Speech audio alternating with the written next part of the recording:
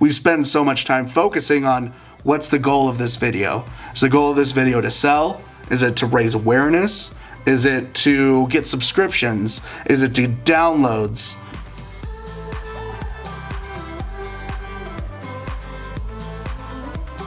Welcome back, Season 3, Video Production Daily. As you know, this week we have J.R. Timothy. He's been joining us week to week to talk about different elements of video production. This man is a madman. He knows so much, introduces himself as a funny guy, and it's so true.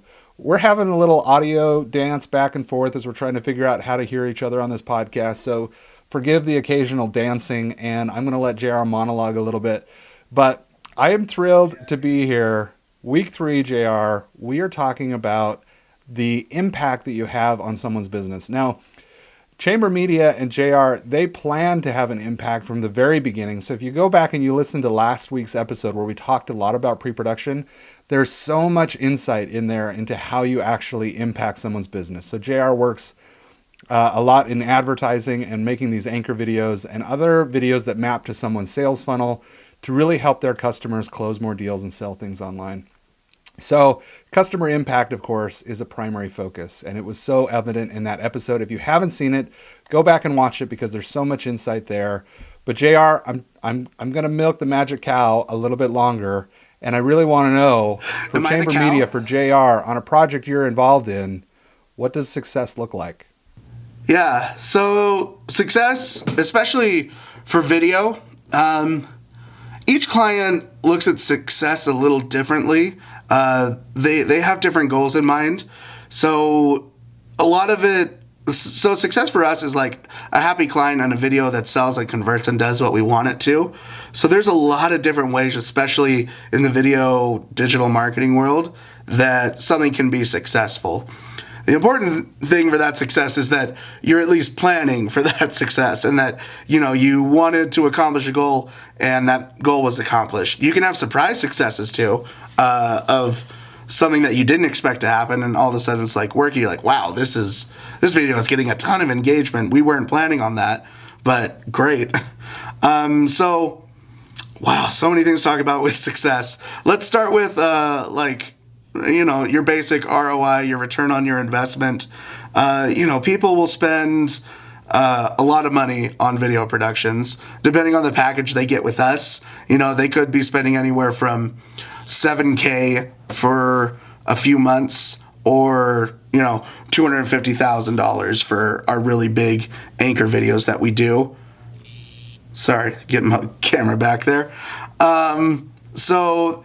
always, bare minimum, they want their investment back. No one wants to just throw away $50,000 and be like, oh, that didn't work out well. So when we do this, bare minimum, we try to get a 2-to-1 ROI. And that way the client gets their money back and, it pays for the service of Chamber Media as well. And, we've always hit that 2-to-1 ratio, except for two instances.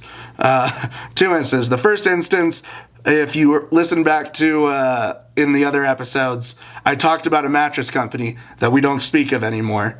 They sat on their butts forever, and they got overtaken, or the market share got grabbed up before they got in. And, that's their fault. That wasn't on us. And, it made Travis mad. Travis still won't talk about it. Travis Chambers is the founder and chief media hacker of Chamber Media that I'm talking about. That really upsets him. And then another one was a company that we had equity in and we invested time in, and it was just a product that we couldn't. The price point wasn't right, and it was a DIY kind of nature, and there was just things that didn't work for it. In those two instances, over the 6 years that Chamber Media has been going, that was the only time that we didn't hit our ROI.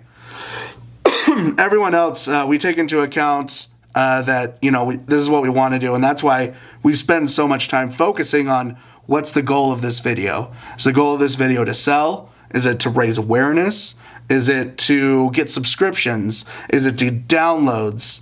And everything like that. Whatever the main video is that we're doing, if it's an anchor video, that's what we're going to focus on, it selling and converting. Almost always that's what our anchor videos do, because they're a big budget and they need to make money off the video. If you do want to chamber media smaller packages, like our MVP or our starter package, that's when the goals start to change. Maybe the goal is just to get subscriptions. So it's not like a direct sell. It's actually just getting the person's information so that they can be retargeted later. So whatever the video's goal is at the beginning, you got to figure out what that is. And as you make the video, having that goal in mind, you follow through with it. Now, with our big anchor videos, we actually have a ton of different ways to make a video success. If you're doing an anchor video and, your goal is to get people to click, go to the website, buy the product, get it shipped to their house, that's almost always what it is that we do. Now, in order for us to do that, to help convert videos better, like I said in the last episode, sometimes a video is really good at raising awareness of a product, and people will watch a lot and they'll comment, engage, and things like that, but maybe the video doesn't necessarily sell. So what we do then is we have retargeting videos, which are small, 10-second to 30-second clips that answer frequently asked questions of companies, or just pain points, shipping, abandoned carts, color, size, dimension, things like that. A client, again, just to draw on Mr. Cool, we made a video for them where we had a Yeti, a park ranger dressed up completely like a Yeti. And the guy that we put inside the park ranger outfit, super funny, hilarious guy, hilarious video. But the video didn't sell as well as our garage video did from the previous year. And so during this time, we're like, oh, why isn't this video working? We thought we followed the same steps. And turns out we did something a little different with the video. But what we ended up figuring out was that people were watching the Yeti video and getting super engaged on it. And then once they watched the Yeti video, then we targeted them with the garage video from last year. And that's what converted them. So all of a sudden, these multiple video assets that Mr. Cool had were doubling their revenue from last year, because now they had a brand new video that engaged tons of more people than the previous video, and now we're retargeted with the garage video that's getting more views and more traction, and that's converting more people to the product. So there's a lot of different ways that you can get success, and when you have multiple video assets and you plan for different ways to get the return on your investment, you're able to shift the way that you have success in the video marketing world. And, it just takes a lot of planning, a lot of script writing, and when you're on set just running through those retargeting scripts and editing them, it's really kind of like a deck of cards. There's multiple ways to win poker. It's just a matter of how you play your cards. I'm searching my pockets for money and thinking, what can I sell and how can I give my money to Chamber Media because of the focus that they have on ROI? It's that's incredible. JR, I'm wondering if you boil that down to a personal perspective. It's obvious to see why people are shoveling money at Chamber Media because of the impact you guys have on people's businesses. What defines success for you on any given project? What is it? I don't know if there's an indicator where you know that you've had the kind of impact that you want to have on a campaign or a project. My goal is always to get people to laugh. Like I said, super funny guy. I want people to laugh. I want them to always have a good time. So when I'm on set, especially if I'm acting on the video for me, I want to create a moment where the crew and everything has to laugh. I almost want the crew to ruin the take of the video, because for me, I know that what I did in that instant is so funny and it's going to translate to video so well. And that's kind of my goal. I have different goals for different projects when I'm acting on them. So when I'm acting, I want to break someone on crew. I want someone to laugh off camera and ruin the take. Almost. People have gotten really good now with me when I'm on camera, and they'll know like they'll either leave the room for a second or they'll watch from behind something. But everyone's like, they're kind of preempting, like, we know JR is just gonna riff on some stuff, so we got to cover our mouths. And so like I'll go for like 2 minutes, and it's always weird on videos, on video productions, because you don't know if you're getting the reaction you want, because everyone has to stay quiet, so no one's laughing. So that's kind of why it's my goal. They're upping the bar for you. They're making it harder. You know, it's a new level. Yeah, I love making it. it super hard. I want those moments like I had on Mr. Cool, where I broke the spokesperson in the middle of his lines, and then end up keeping it.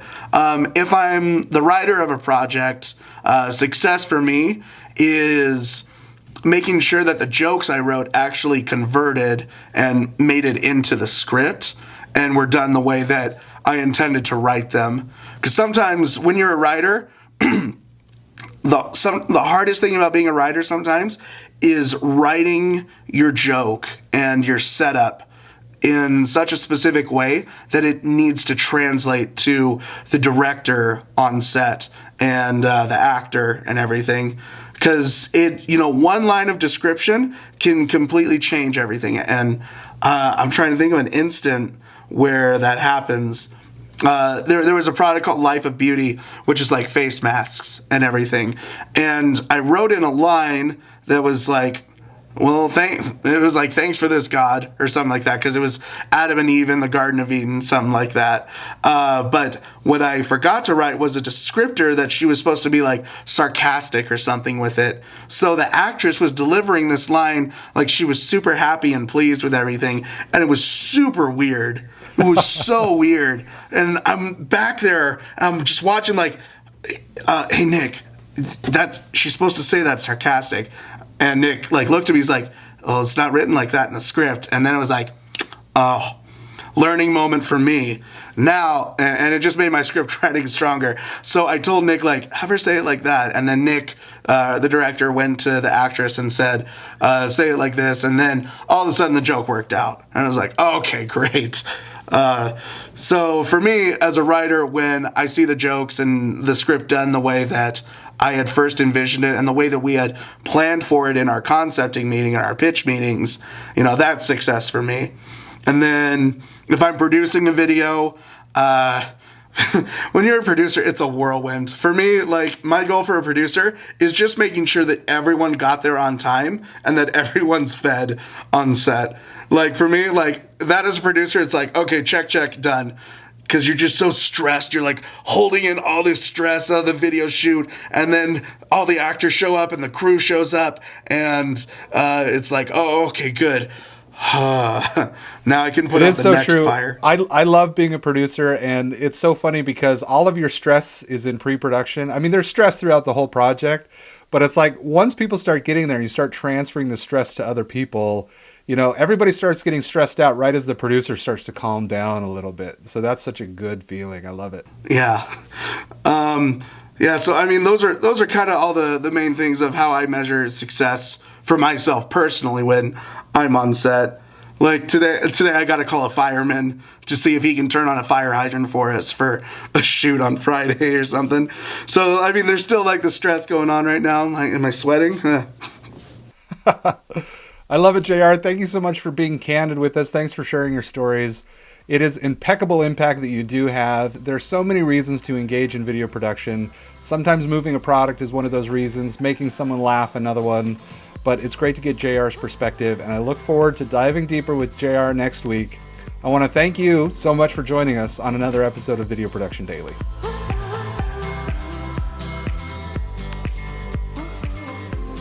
Filmmakers and video creators. As you know, production budgets are wildly inconsistent. Sometimes they rise, sometimes they fall, but your ability to bring creativity to a project is always in demand. I want to introduce you to the Masters of Engagement online course. Learn how to clarify creative ideas, engage audiences using conflict, dance, art, character development, relevancy, and unexpectedness in story. Every professional video creator should learn about audience psychology from mastersofengagement.com. I've included a discounted link in the show notes below, and I can't wait to see you in the online course.